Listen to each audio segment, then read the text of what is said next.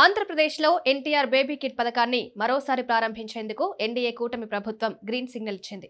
గతంలో 2014 నుండి 19 మధ్య కాలంలో ప్రజాదరణ పొందిన ఈ పథకాన్ని మళ్లీ పునరుద్ధరించేందుకు సీఎం చంద్రబాబు నాయుడు ఆమోదం తెలిపారు. వైఎస్ఆర్ కాంగ్రెస్ హయాంలో ఈ పథకం నిలిపివేయడం వల్ల అనేక తల్లులు నిరాశకు గురయ్యారు. ఇప్పుడు ఈ పథకం పునరుద్ధరణతో తల్లులు హర్షం వ్యక్తం చేస్తున్నారు.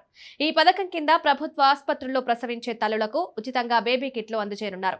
ఈ బేబీ కిట్లో 11 కీలక అంశాలుంటాయి. దోమతెరతో కూడిన bed, water proof card sheet, baby dress, washable napkins, towel, baby powder తదితరులు 1410 రూపాయలుగా ఉండనుంది. ఈ ఖర్చును రాష్ట్ర ప్రభుత్వం నుంచి ప్రభుత్వం భరించనుంది. ఈ పథకం ద్వారా ప్రభుత్వ ఆసుపత్రుల్లో ప్రసవాల సంఖ్య మరింత పెరిగే అవకాశం ఉందని భావిస్తున్నారు. ప్రస్తుతం రాష్ట్రంలో సగానికి పైగా ప్రసవాలు ప్రభుత్వ రంగ ఆసుపత్రుల్లోనే జరుగుతున్న నేపథ్యంలో ఈ కిట్లు తల్లి, శిశు ఆరోగ్య సంరక్షణకు మరింత దోహదం చేస్తాయంటున్నారు.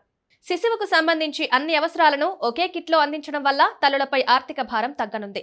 ప్రభుత్వం ఈ పథకం ద్వారా శిశు మరణాల రేటును తగ్గించడం పైన దృష్టి సారిస్తోందని వివరిస్తున్నారు.